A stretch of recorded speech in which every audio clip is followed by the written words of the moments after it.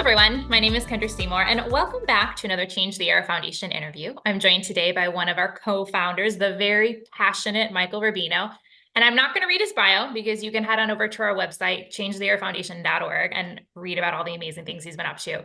But I'll just leave it at this. He has been in the indoor air quality and mold remediation arena for quite some time, and he's been helping really to change the way we address poor indoor air quality in our homes and our buildings, and he's doing all sorts of exciting things. So thanks, Mike, so much for being here. Thank you, Kendra. Thank you for taking the time to do this with me. So I love today's topic. It is all about healthy home spring cleaning, and you're going to be sharing with us, kind of your top 10 list for spring cleaning. And I have found that people tend to fall into two categories when it comes to cleaning. Either they love it or they hate it. Now, I know I personally love cleaning.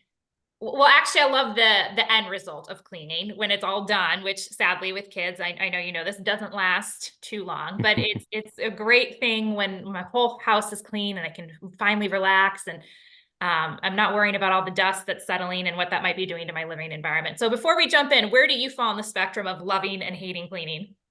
Well, it's a love-hate relationship for me too. Obviously I love the after effect as well, but let's be honest, who really enjoys, cleaning the act itself? But it's really important, right? And I think that's where we have to really put in the back of our mind. Not only is it going to look better, but we're actually going to feel better at the end result of it. Yeah, absolutely. Okay, so let's jump into top 10. Number one, and you had sent me your list ahead of time. You talk about cleaning your HVAC unit thoroughly, replacing filters. Talk to us about the HVAC system. What do we need to know? Some people are probably listening going, wait, I'm supposed to clean my HVAC unit? Yeah, so first off, this list is probably in no particular order, but I will say this is number one for me. And I think the reason being is because the HVAC system, it's like the lungs of our home. It greatly affects the air quality inside our home and buildings. With that being said, HVACs typically don't get cleaned often at all. Sometimes people will tell me they've gone 3, 4, 5 years without cleaning their system.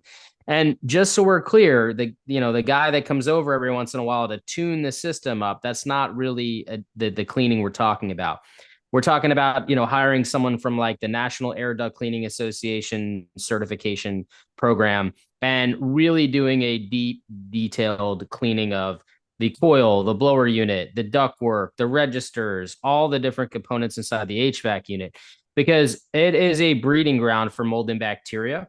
And this would also be a good time to, while you're doing this deep dive cleaning, to analyze what MERV rating your filter is, because the highest we can really get in a residential setting is going to be MERV 16. If you're not MERV 16, you have room for improvement. And if it's in the budget this year, you should highly consider it.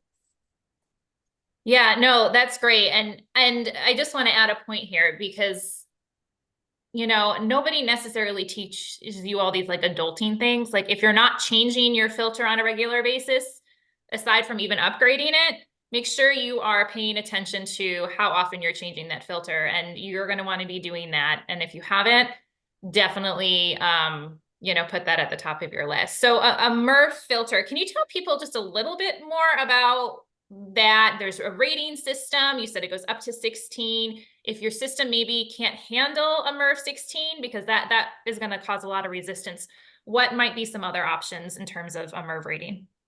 Yeah, there's some products out there that have like MERV 16 filtration with the pressure drop of a MERV 8, which is really good because most systems can handle a pressure drop of a MERV 8. So just do your homework on that. But replacing filters is really important. Why do we want to have a higher MERV rating? Well, the higher the rating, the smaller the particle it removes more efficiently. That's really the key here. And so when you're thinking about mold and bacteria or toxins, which are very, very small, a lot of the standard filters you would buy at a big box store typically aren't going to be efficient enough to remove some of these tiny particles at a high enough rate, which then means your system's vulnerable, because if you know about an evaporator coil that constantly condensates, it's the reason we have drip pans and drain lines that take the water away. Well, then our coil obviously has a lot of moisture, and that moisture provides a good breeding ground for mold and bacteria. So, thinking about all of these things, the better we can do to filter out these particles from getting to the coil, the better and healthier air that we're going to have. Yeah, I love that. And for frame of reference, if you have a MERV 8, it filters out, I think it's roughly like 50% of particles that are, a size, 2.5 PM. And then a MERV 13 filters out 90% of particles that size. So between the 8 and the 13th, you have a pretty big jump as it is. So it does matter. It does make a difference. I love that. All right, number 2, you talk about cleaning your gutters. What are some things that we need to be thinking about there? Well, first off, you don't have gutters, get them. And if you do have gutters, clean them, right? And the key here is when our gutters fill up with leaves and debris, often the way gutters are installed, sometimes improperly installed, water starts to overflow from the gutters. Now, uh, if water is overflowing from the gutters, it presents two problems. One, if it goes backwards towards the house, it's more likely to find a water intrusion point to intrude into the home, right? So we just don't want that.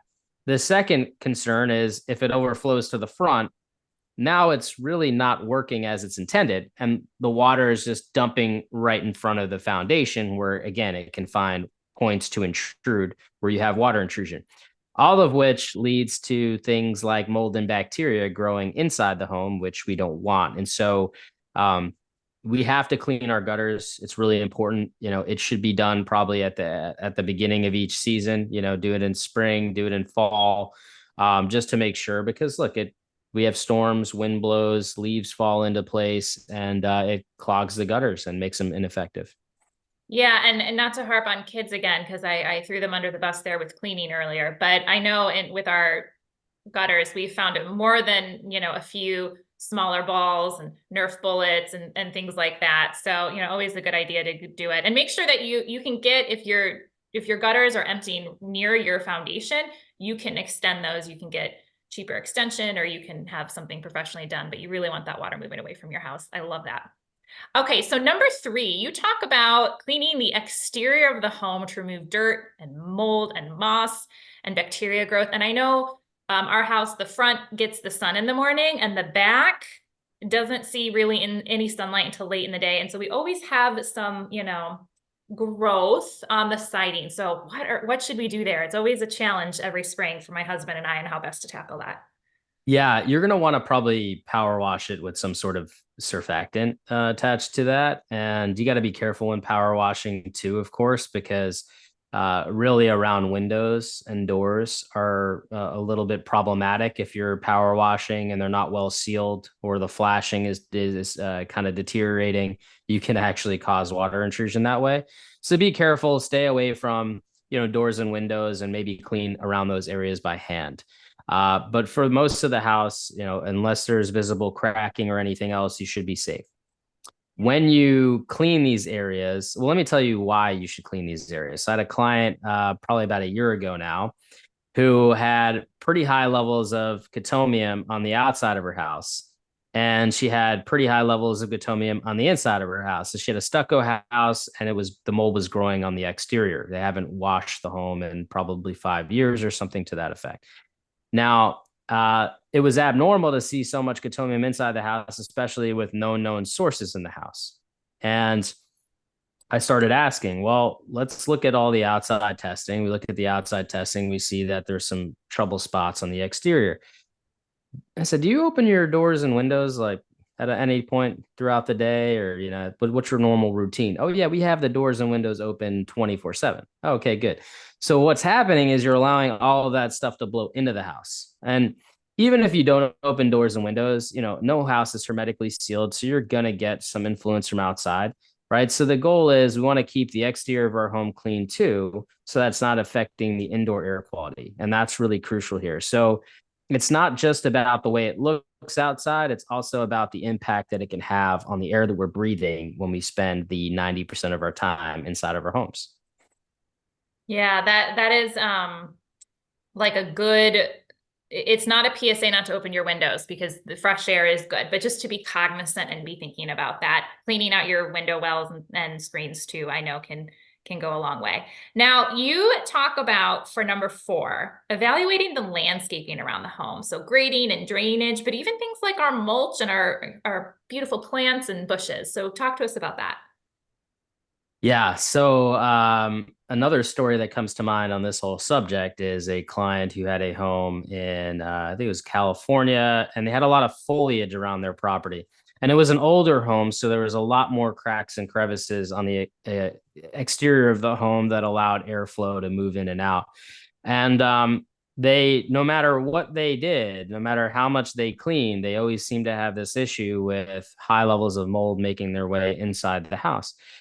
The survey of the property identified, just so much mulch. I mean, so much mulch, so much foliage, and all of this is impacting the air quality inside their house, right? And so they had to do extensive work to, relocate a lot of the mulch and use rocks instead closer to the house.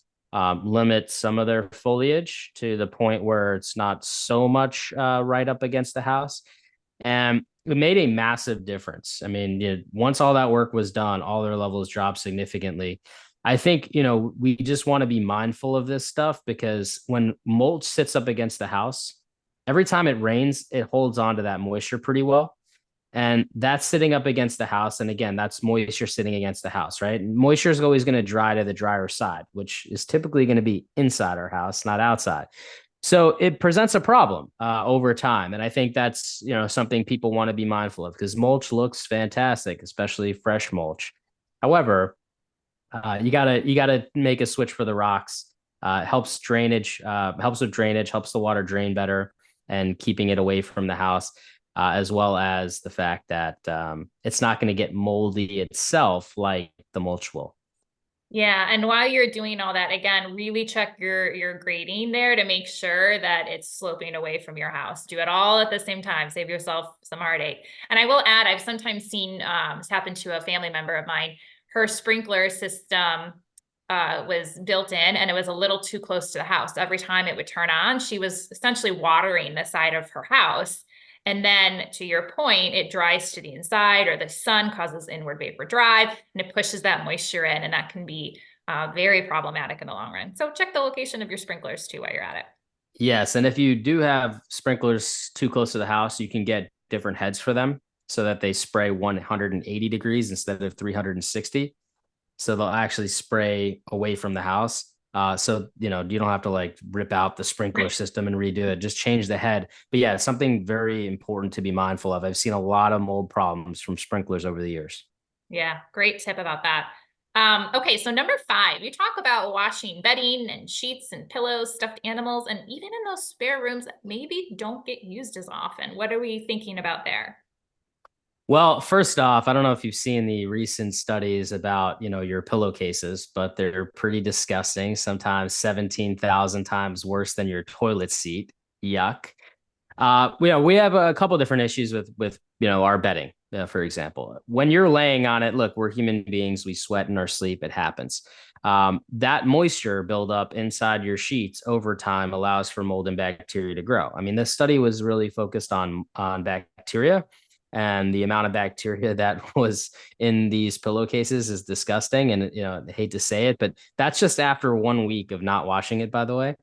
Um, we have to also be concerned about mold, right? Because look, I don't care, you can't build a bubble around your house, you're going to have some level of mold. And when there's that much moisture, pretty much 8 hours a day, every day, you're going to have some ability for mold to grow. That's why we have to consistently wash our sheets and bedding. Now, why did I mention bedding in rooms that don't get used a lot? Well, okay, because we're human beings and I have a guest room, okay? And I know that I have a guest room and I know it doesn't get used very often, but I don't want to leave those sheets and bedding in place for 6 months until the next guest arrives. And the reason being is because part of our household, we have dust. And part of our dust is going to be, PFAS and chemicals and VOCs and, formaldehyde and mold and bacteria and all these crazy things, right? So those things are going to accumulate in those guest rooms over time. And dusting, it's not enough. We have to consistently wash those sheets. Now, maybe you don't need to wash it as much as the bedding that gets used every night, but you still want to wash it every couple weeks to get rid of all that stuff and keep it from building up. Because I don't know if you're like me, but if you invite guests over and they get sick, it's never a fun time. Yeah, they may not be your friend anymore after that. And while you're at it, like I'm even thinking like we have blankets that are on our couch that my kids use and they end up on the floor and the dog's all over them. If you're not washing those regularly too, just throw it in the to-do list. But you talk to us for those who have children who just love stuffed animals. They sometimes feel like they multiply and they can take over. I mean, should we be washing those? How do we do that? Well, yeah, I mean, it's kind of like the bedding situation. I mean, they're laying on them, they're sweating on them, they're cuddling with them and sleeping with them at night. I mean, they have to be part of the program of things that get washed. I know it's tough. Some of them aren't machine washable. Some of them, are would take an extremely long time to dry. You got to probably run it through the dryer a few times. I mean, look, it's better than the alternative, which is letting them get disgusting full of mold and bacteria, which can, around our kids a lot, as we know that they can make them sick more frequently. Yeah, yeah. Great reminders. I love clean sheets. So that is one I'm better at. The other things maybe I'm not so good at, but that one is love it. All right. So number 6, you talk about, and I know this is not something people are thinking of. You talk about wiping down ceiling fans, baseboard, door, window moldings, walls, ledges, shelving, like all those surfaces that, we aren't thinking about. So how do we do that? And, what do we need to know there? Yeah, including all the items that are on the shelves too.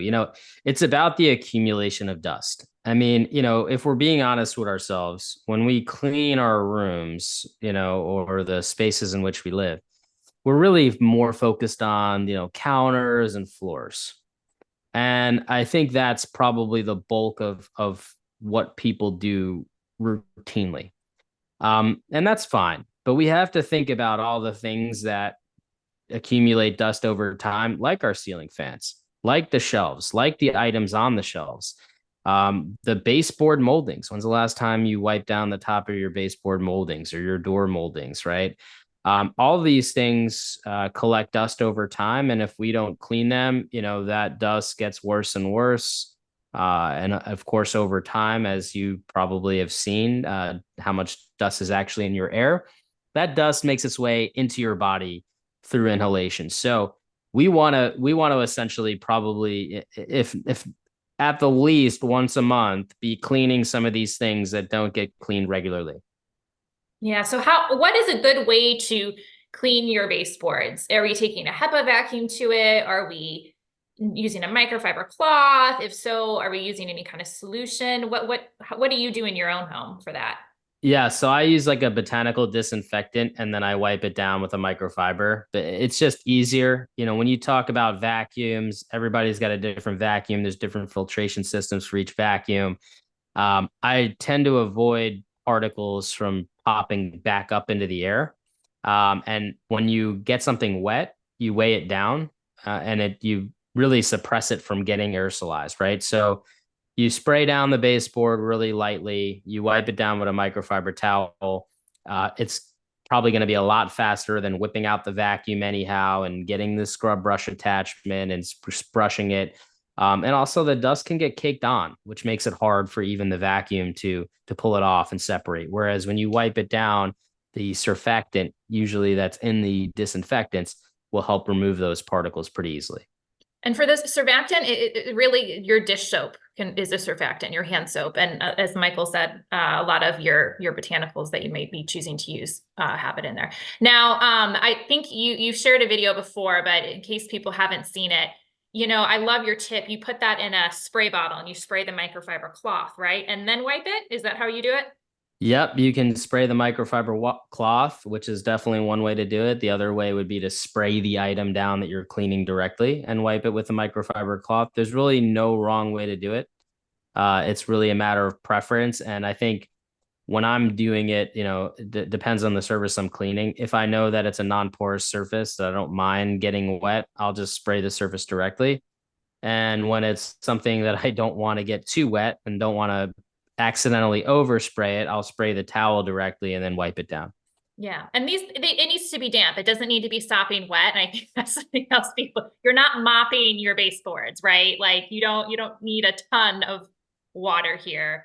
It needs You to know what be they damp. say, a little bit goes a long way. I love it. I love it. And those ceiling fans, if you haven't ever cleaned ceiling fans before, you prepare yourself because chances are they're gonna have a lot on there, but definitely move that up to the top of your list. Now, If you haven't cleaned your ceiling fans, you may want to wear a mask when doing so because there's probably a lot of dust up there. yeah, absolutely. And then I guess you could add like the tops if you have like chandeliers or light fixtures too, because those are up high, above our eyesight, especially the top part. So prepare yourself. Now, number 7, you talk about cleaning bathroom grout, and that's just something no one wants to do. But so I think everyone can relate to the grout and caulking getting funky at least at some point in their lives. So how do we go about doing that? Yeah, so grout is notorious for all kinds of disgusting stuff, bacteria, mold, you name it. And so it is a semi-porous surface, right? So semi-porous means it's going to absorb some moisture. With that being said, it remains wet after we shower for long periods of time and takes forever to dry because, most of us were not putting fans on it or anything like that, right? Um, with that being said, over time, that ability for it to absorb moisture, things like mold and bacteria that are already in our environment, they tend to grow there pretty easily. I'm sure everybody has seen some unsightly stuff in their grout.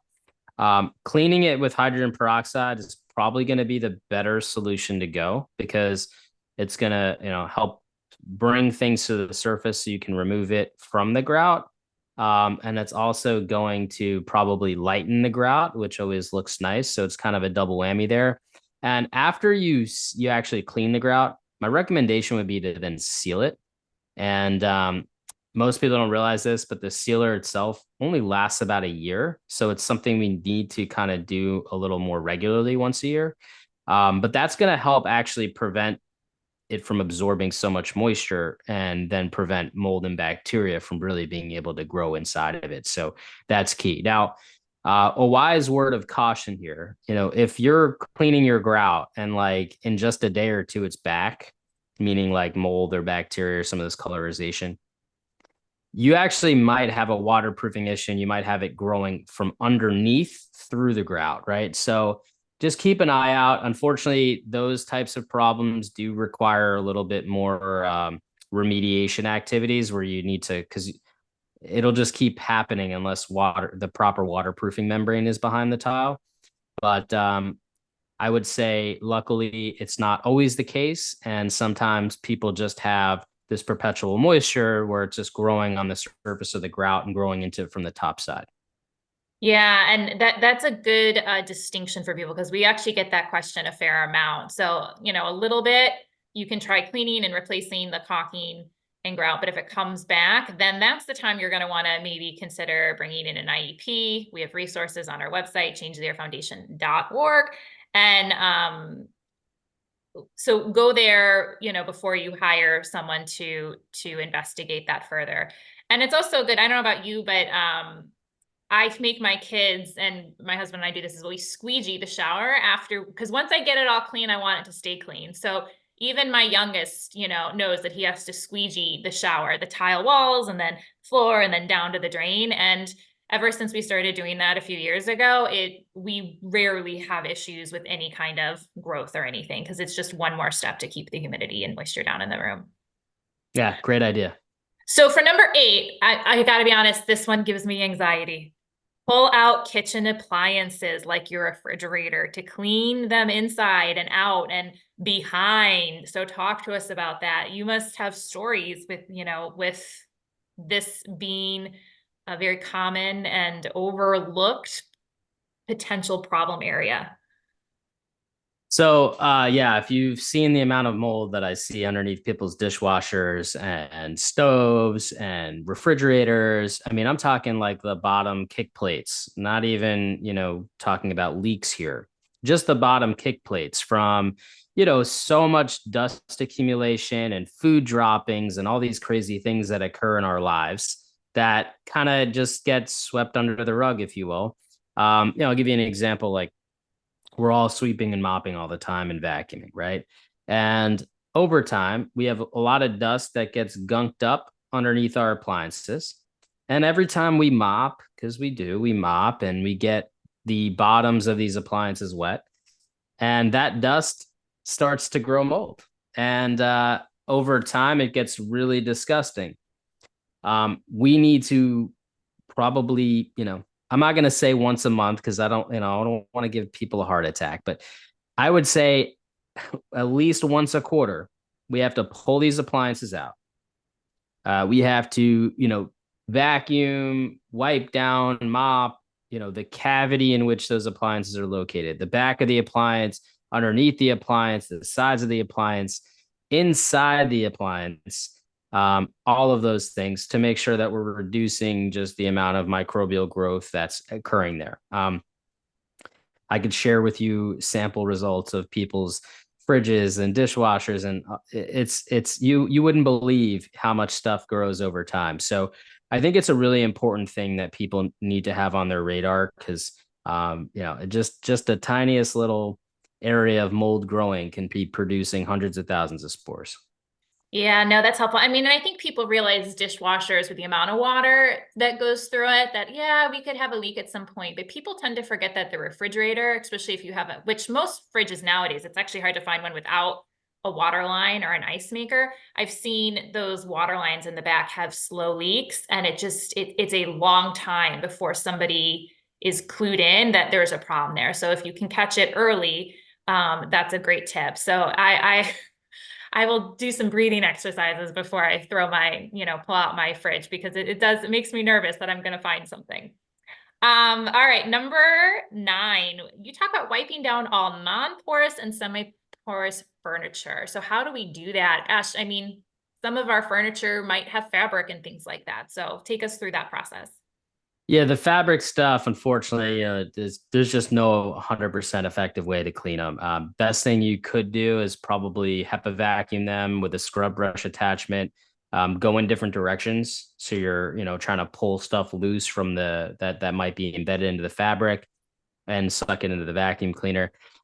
You can't wipe fabric, right? If you ever try to wipe fabric, it's not going to go well. So that's really your only option. It really depends on the situation. Some couches will get, some fabric couches will get dirtier than others. That depends on pets and how many people live in the home and if the home has a mold problem or a bacteria problem, et cetera, et cetera. But we have to keep in mind that these things are in our environments and we have to really diligently clean them. With respects to semi-porous and non-porous stuff, semi-porous is really going to be your wood furniture. A lot of us have a lot of wood furniture. And then you're going to have your non-porous, which is going to be your glass, metal, or plastic furniture. So glass, metal, and plastic, super easy to clean. You just spray it down, wipe it away with a microfiber towel. Wood could be a little trickier because it depends. Does the wood have a varnish on it, or is it sealed? Its wipeability, if you will, is what's going to make this easier or not easy. Even if it's raw wood, you have to be a little careful, but it's usually sanded down and smooth at least. So if it's not rough, you should be able to still kind of wipe it clean. If it is rough wood, yeah, the best thing you could do is probably vacuum, just like you would fabric. But I would say, luckily, most of us that have wood floors and wood furniture, a lot of it is sealed, which makes it easy to wipe down and clean. However, we just have to remember to do that because, I'm looking around my room right now. There's a lot of stuff here that has to be cleaned on a somewhat regular basis. And I'm sure you are the same, right? So we have to be mindful that it's not enough just to clean the floors and the surfaces. We really got to do a deep dive cleaning every once in a while. Yeah, and if you're doing furniture, I have to remind myself to do this. It's good to vacuum underneath the furniture, underneath the bed, underneath the dresser, underneath the couch. So if you're doing this as part of your spring cleaning, we might as well just pull it out, vacuum, all the little Legos and hair ties and food crumbs or whatever else is managed to migrate under there, and take care of it all in one fell swoop. All right, so number 10, finishing our list. You end by, mentioning cleaning all the floors with a microfiber moth and botanical, suitable for that floor surface. So take us through, I think people want to know the specifics. How do you tackle this in a way that makes sense when it comes to cleaning floors? Yeah. So when I started with the cleaning protocol from the inside perspective, I kind of listed it out in a step-by-step fashion. And the reason being is because you always want to start with the ceiling, so we're ceiling fans, light fixtures, things of that nature. Why is that? Because if I'm cleaning a ceiling fan, even if I'm spraying it, even if I'm wiping with a microfiber towel, odds are some of that stuff is going to fall on the floor, right? So, or surfaces if I have furniture in there, right? So I'm going to start top and then I'm going to work my way down. Now, I'm going to want to clean my furniture and my baseboards before I clean the floor, right? Because again, same theory, odds are some particles are going to spill out from my furniture as I'm wiping it and fall onto the floor. So the floor is last. That's the absolute last thing we want to do.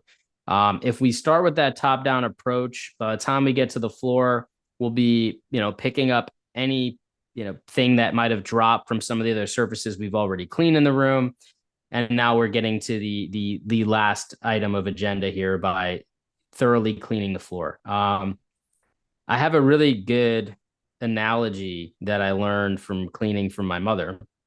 And I was in high school and I'm doing chores, and I had a mop bucket, which, by the way, I would never recommend this now in today's technology, but I had a mop bucket full of water and a mop, and I'm sitting there, I'm cleaning, and I tell my mom I did my chores for the day. I'm gonna go hang out with my friends, and she's like, "Hold on a second." She goes over and she inspects this bucket of water. Michael, this bucket of water is dirty. Yeah, it's dirty because I cleaned. See, that's how you know that it's clean. No, no, no. You need to do it again.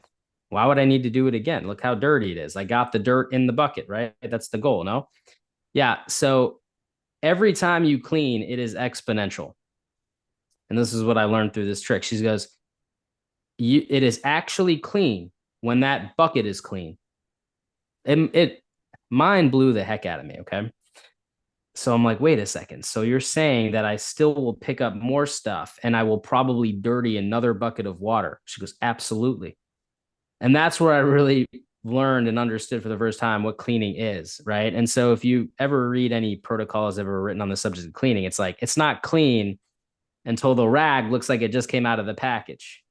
It's not clean until that, last time that you mop the floor, that microfiber looks like it just came out of the package. Because the reality of it is we're still going to be picking stuff up for quite some time, especially if this is a first time doing a deep dive cleaning and it's been some time.